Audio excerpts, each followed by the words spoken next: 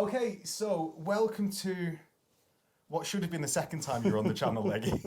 But this is actually the first video Leggy's on the channel. We're going to do a Death Guard rundown after our first game of Iron Warriors versus Death Guard, which you can't see because I forgot to turn on our microphones after we went out to the shop. Yes. So yeah, we're going to hopefully film that again tomorrow, but today, Death Guard review. Stick around for that. Yep. Okay, so we're back with Death Guard review. What we're going to do is going to let you go over the Legion special rule, how that applies to some generic units, so how you can get that into your army, I imagine out of the new box, and then Warlord Traits and special units. Yeah. So tell me, what wacky special rules do you have in the Death Guard? They have quite a lot of them in comparison to the last edition. They've lost. But was that hard to buff Death Guard? I don't think it was. No, they were quite weak before, but I think they've certainly got the benefit of the full benefit of the new edition with their special rules. So their Legion trait is remorseless. So in essence, the infantry count is always stationary. Okay, so essentially, if you're heavy weapon squad, I'm going to step on your toes now for what you were going to do as the analysis. Yeah. So essentially, your heavy weapon squad, your veterans already have relentless. Yes. A Volkite Calivers heavy. Basically. So like a Volkite Caliver squad can move and fight. Yeah, and it matches quite well with a Reaping Rite of War, because they can take heavy support as non-compulsory troops. Okay. So you could just take 3 or 4 squads of 10 autocannons that can always move. Which are now rending. Rending and moving fire. So right. So is that the only thing that Remorseless does? Not that is such a terrible benefit that you need more, but it has a very positive impact on vehicles as well. Because you can move your full distance like fast. In effect, yes. So it makes them very, very manoeuvrable. So what we're saying is Death Guard are the fastest Legion around. Quite possibly, yeah. Much to the annoyance of White Scars. Yeah. But so that's really, really good. And then there's some quite good traits. So this is moving on to the Warlord traits now. So you get this just one rule like the rest of us: the Reaper's Arsenal and Sons of Barbarous, which is the Warlord traits. Yeah, I get to take a trait. So their advanced reaction is very good. It's a shooting reaction. So the target gets a 4 feel no pain save. And well, I just experienced this, didn't I? Yes, you did. It gets a 4 feel no pain. It automatically passes the morale and more specifically the pinning test that results from it. And the unit then gets to make a 7-inch move, which is fantastic because you shoot it, come close to you, and if it's jump pack Marines, they're on to you the next turn. It's like 21 inches in that first turn. Yeah. When I've shot at them, it's 21 inch in the first turn. They're repositioning across the board. Plus they're 12 in the second turn. Far quicker than you ever expect Death Guard to do. So what is it, like 12 in... 12 on 12-inch move and then a 7-inch move. 7-inch move, then a 12-inch move in the next movement phase, and an average of, what is it, 7 average on the 2 dice plus 3, so a 10 charge. So, God, you're going 48 inches in that. They're a surprisingly quick army now, Death Guard. Who knew? And they'll be firing at you when they come in, so which is a massive benefit. Right, so that's and the 4 up feel no pain. Yes, he didn't do that much in our game just then. No, because the apothecary fluffed himself. But because I basically it was 5 snipers and I picked just the apothecary. Yeah, so he didn't do much then. But I imagine if you get like a barrage on your head, if the full unit. Yeah, I think in reality the main benefit is probably moving and passing the pinning rather than. Oh, because it auto passes pinning as well. Auto passes pinning. So rather than the saving a few Marines, it moves it and then. Do you know what? I've just realised this series is going to be a series of me rolling my eyes as people tell me the cool stuff that their Legion gets to do. So, because I'm saving the Iron Warriors till last because I want to actually know what I'm talking about before I start. I mean, one thing we forgot about the Legion trait is that they get no negative modifiers from pinning. So ever? No. So when I was doing Shell Shot 1 against you... No, sorry, they get that modifier, but they don't actually suffer the movement penalty for pinning. Oh, so you're still moving? Yeah, you can still move. You just can't shoot or react. No, you can't shoot or react. That's massive. Yeah, that's really massive. It's actually really characterful. That bit of it. The bit about tanks moving full. Yeah, I'm not convinced about that. But the relentlessly advancing. I'm a bit jealous actually, because one of the things that I lost as an Iron Warriors player is the leadership relentlessness. Yeah. And you've retained yours, which is really cool. Yeah. I can't complain too much with what the Iron Warriors rules are, but yeah. So do you want to go on to Warlord traits? Yeah. So other than heavy weapon squads, or is that just the main benefit? I think that's the main benefit. But to be honest, I think the tanks is huge because they can shift sideways so easily and still get full rate whereas other legions can't. So. Right. Yeah. So it's going to Warlord traits. I just didn't know whether there was something massive that I was missing. Yeah. As a stupid Iron Warriors player rather than Death Guard player. No. So the trait that I've used for most games has been the Reaper's Visage. And do you want to tell me why? Like, because I know, but do you want to tell the listeners why you have only used that one? Because it's not worth looking past that one. After I read the first couple of lines of it, I didn't bother reading the others. Yeah. I think it's fantastic. An amazing one. But... I could be, and I think I'm with the blood of Barbarous, but I think it's really key because it will pair really really well with snipers. Because in essence, if you've got a character, a unit without an independent character in, it's -2 leadership. So if you combine that with shell shock, and then snipers, they're almost certainly going to fail their only leadership 5, is it? And 12-inch bubble of it is really big. Yeah. Is that why you put your character in that squad so that he can have that big move to be able to benefit? Yeah, he can then put it wherever he feels is most appropriate. One thing I left out. So leggy actually, I would say, knows more on release than a lot of us because him and Tom have been playing the leaks. Yeah. And Tom has been setting the meta for our fluff player leggy to follow. So what is Witch Hunter? Witch Hunter is +1 toughness and weapon skill if you're fighting a unit with a psyker in it. So it's not no. It's very very. It's fluffy, but it's not. I suppose you take it upon.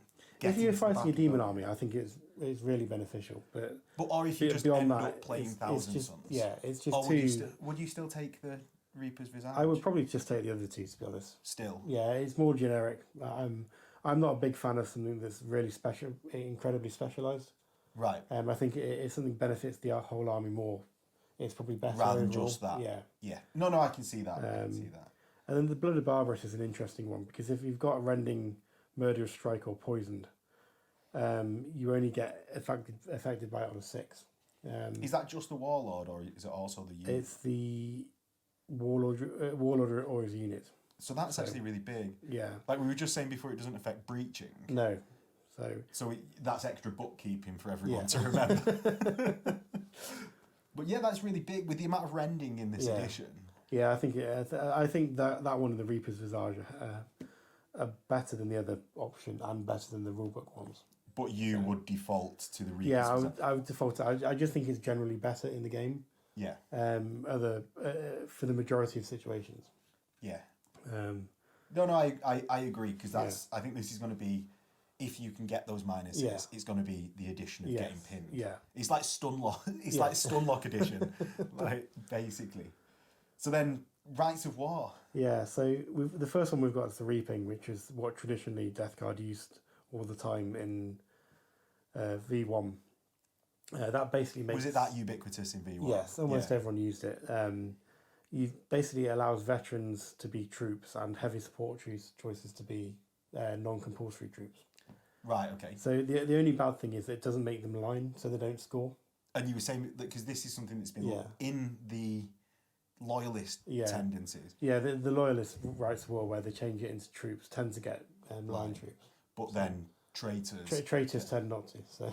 Do we get more powerful units? I think there are, so it's that sort of balance between... there's a trade-off.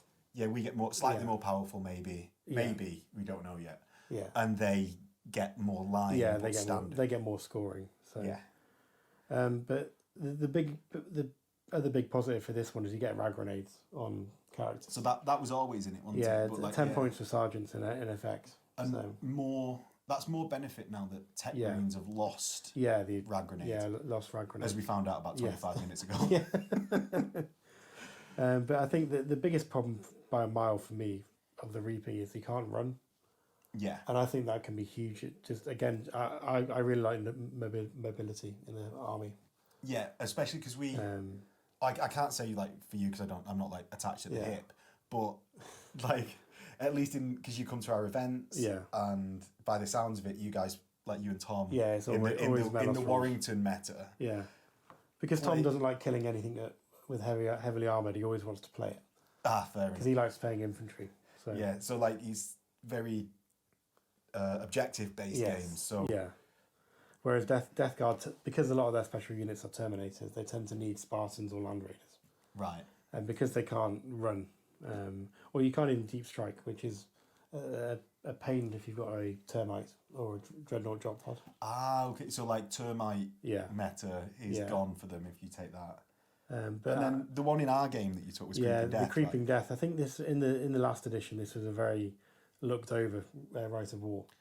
Well, what was it, like a 5-up cover outside of 12 or something like that? Yeah, but it only gave dangerous terrain from memory to jungles and that kind of thing. Yeah, it was too specific. Yeah, it was too specific, and in the last edition, difficult terrain largely did nothing. Whereas now it's every single piece of area terrain, which by the rulebook is actually quite broadly defined. Well, like I actually realised today, well, the mat is a way of defining a space.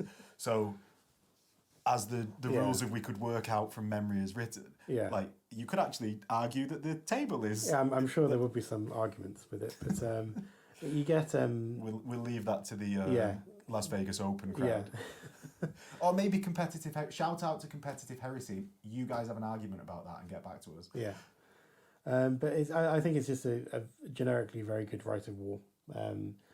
It means it restricts your opponent's movement. If you really want to hunker down in your own deployment zone, charging Death Guard is going to be a complete nightmare. And 6+ shrouded in your own deployment zone is quite good. It's never going to be brilliant, but it is. But it's something that's there. It's an extra benefit for taking Creeping Death. And the downsides, looking at them, you need a siege breaker, which is sometimes a bit of a pain. But it comes with the benefits of the siege breaker. So if you've got your heavy weapon squad that always counts as stationary, or you've got multiple of them, I know that's taking up your heavy supports, but they're gaining sunder. You're getting phosphex on your quad launchers and stuff. So it comes with its own benefit. The downside is it tends you to structure an army a certain way rather than forcing it. The siege breaker itself is not a problem. It's what he has to. It's what he changes the rest of your army. Yeah, because he actually now can give sunder to any unit within 6. Yeah. So you could have, like speaking about our game that no one can see. Yeah. Leggy had him with a unit of, I'm going to get the name wrong, Death Shroud. Death Shroud, yes. So he had him with a unit of Death Shroud, which didn't really capitalise on his benefit. No. But not that you needed to. Leggy smashed me. So I'm glad it was off camera. But you could have put it near your laser destroyer vindicator, and that helps this Rite of War. Yeah. And like our heavy weapon squads. Yeah, it just, to be honest, I was probably too focused on just creating the Death Star. Didn't it? Yeah. It worked, didn't it? So yeah, there's a spot in the Land Raider, just give it to the siege master. Like, throw him in, whatever. Pile everyone in. Yeah. So yeah, shall we do Mortarian? Oh, the armory. The armory, how could I forget? They've got lots, yeah. So in essence, Alchem weapons are all fleshbane now, which is really, really handy. And they can go on just normal heavy weapon squads with heavy flamers. And is it any flamer? Any flamer you have in the army, you can turn into an Alchem flamer. Not bad. No, not bad. So the star of the army, I think, is toxin bombs.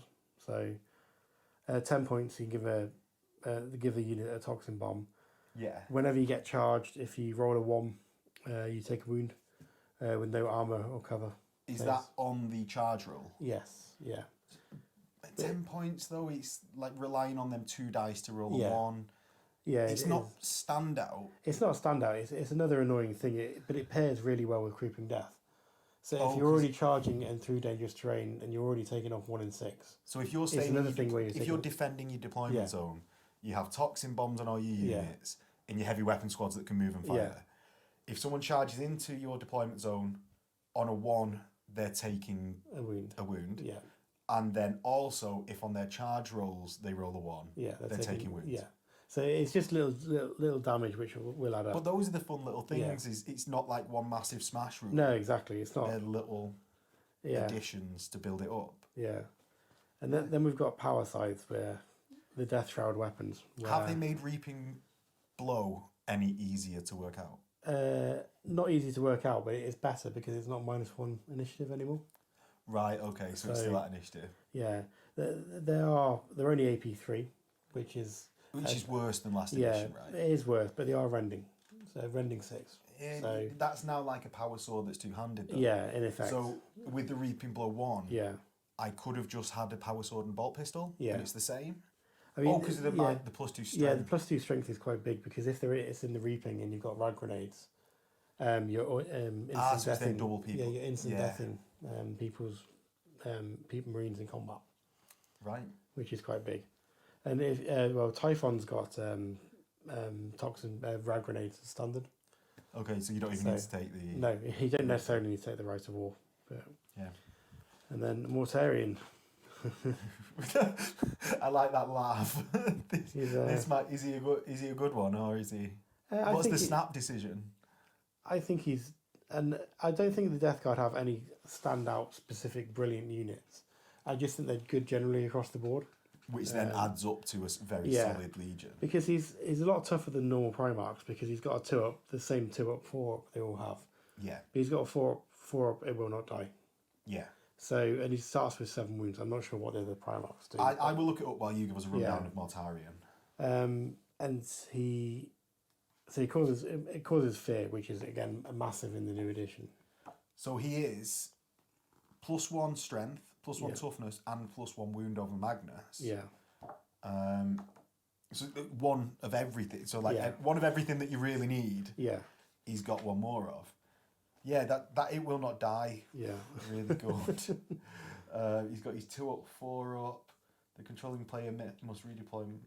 What's the Shadow of the Reaper rule do? Do you actually? Basically, you pick Mortarian up and move him. It used to be. Oh, so that's his flight move that he used to get. So basically, you pick him up, move him 10 inches, and then charge. And you can go through walls in Zone Metallis. Yeah, go through walls. So he's still got his scary bit that he could always do. He's got the Warlord trait of always rending on a 6 as well. So it doesn't confer to his unit though. No. So that's actually slightly worse of a buff than the normal Warlord trait. Yeah. But then again, combined with his other stuff, it's hardly something to complain about. He's got instant death on silence. Yeah, that's really good. He's got Reaping Blow too, which is really good. So. So he's doing multiple wounds against them dreadnoughts that we know are absolutely nailed. No, Reaping Blow 2 is you get 2 extra attacks. No, I mean for instant death. Oh yes, yeah. But then, does Reaping Blow only trigger when you're outnumbered? And it's when you're in base contact with more than one model. Right. So. Okay. And then he's got 7 Phosphex bombs, which I quite like. One more than the amount of turns. Yeah, invariably. So unless your game runs long, he's never going to get to use them. Yes. So, but again, like everything else in the Death Guard, just a very good generic unit, I think. Yeah. So. And by the way, he's got frag grenades as well. He's got frag grenades. For anyone that cares. And then we've got the Death Shroud, his Death Shroud bodyguard, who are. And they come in 2s. They come in 2s. So unlike last time, they can't be a HU choice on their own, which is a shame. But because it was just a little flavourful little bit. Yeah. Want it. But they are incredibly hard to get rid of. They've gone up. They're finally weapon skill 5 and ballistic skill 5, but they've got 3 wounds and 3 attacks. Well, the 3 wounds is the real interesting point, isn't it? Yeah, because combining it with battle hardened, they in effect can only be instant death by strength 10 weapons. Yeah, which is so big now. Because dreadnoughts aren't even strength 10 anymore, are they? They're not. So what do you need for strength 10? You need demolisher cannons. You need a chain fist. The dreadnought chain fist is strength 10. Right. Okay. And are they brutal? I think so. Yes. So, but they're a stubborn unit who are incredibly hard to shift in effect. Yeah, leadership 9. Yeah, leadership 9. So they're rarely going to get pinned. Touch wood. Yeah. I really hope they do tomorrow. They are expensive. They're 70 points a model, so they're. So they're more than a siege tyrant. Yeah, they're more than a siege tyrant. but I think they're better. They're one of the better Terminator units in the game.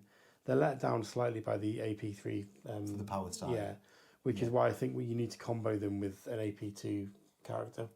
Or just punk through all of those AP, like those 3-up save units now. I don't think they'll have to. We won't see these in 10s, I don't think. No, they're far too expensive. A 700-point unit.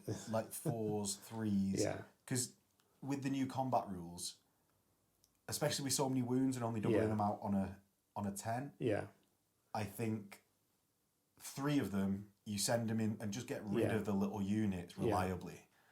And they're just never going to go down, or it's going to be so much investment to take them down. They're going to have to. People are going to have to put a lot of effort into killing them compared to what they're actually worth. Yeah, exactly. Which is again just a great unit, I think. Which is handy because they're the only ones that got painted lots of. So. Oh, what do you know? Oh, and next it's the I was going to say Grave Wardens. Yeah, the ones that I always confuse Grave Wardens with.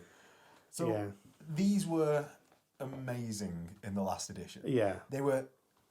For anyone that's not played them, if you've just looked at them, they were a real stealth, amazing unit.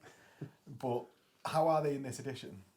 I think if you've got a Typhon with them, they are superb because they're poison, 3-up poison. So they're no longer doing an annoying amount of blasts? No, they don't. But if you've got Typhon, they are then poisoned on the 2+. Ooh. And I think Typhon rerolls failed wounds as well. So right. So and especially when we get something like militia into the game, the ignores cover on their AP5 is just going to shred. Yeah. And it's another Death Guard unit which is stubborn. So yet again, another unit which is going to be very hard to shift. Just reliable all the time. I'm beginning to feel sad that Iron Warriors didn't get stubborn so much. But I just really like them. They're quite hard to. They can fire 2 shots, so 2 weapons, so the grenade launchers and the Death Cloud. The projectors. Yeah. And if you do charge them, you're always considered disordered. So they don't need to spend that reaction point. So they don't need to spend the reaction. And even if you spend it on shooting, it's still like they've used Hold the Line. Yeah. Yeah. So, like, just getting through, we're on Callous Typhon. Yeah. Like you said, he pairs really well with Creeping Death. Yes. Like everything pairs really well with Creeping Death, right? Yeah, because Grave Wardens are core in Creeping Death. Oh, are they? Yeah. So which is quite handy. But he's a psyker with. Because he's the repressed psyker. Yeah, in the books, he can't be a psyker when Mortarian's around. But he gets. I should think not. No, I should think not. So, he is a traitor, as we all should know. The rule's not been missed off because I bet it will be somewhere. Yeah. I'm gonna, as we go through special characters with everyone, I'm gonna make sure which one's wrong. So, yeah, he's got his Warlord trait. Yeah. That means any weapon with the poisoned X special rule. Yeah. Increase the value by 1. So that's where you were saying about the Grave Wardens. Yeah. But it will also work on your Flamers. It also works on the Flamers. Yeah. So that could be good. Heavy weapon squad with some Flamers. Yeah. I know that probably suboptimal choice, but when you've got a Legion this good, leggy, you can take that suboptimal choice. And he's got 2 quite good psychic powers. So one of them gives him an extra attack and increases weapon skill by increases weapon skill by 1.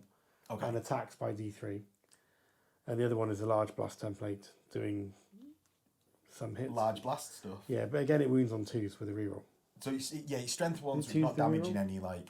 Yeah, it's 2s with a reroll. So it's not damaging. Yeah, he's not damaging tanks, but you don't need it to. No, irritating for things that are clumped together. Yeah. So So it's a real control Legion. And it's AP4 as well. So militia again are not going to like it. Or even at this point, Solar are going to be like. I'm assuming that they'll be the same as last time. Yeah. But then at this point we get to the colour palettes, and this is because this is the first like sort of Legion review that I've done. Yeah.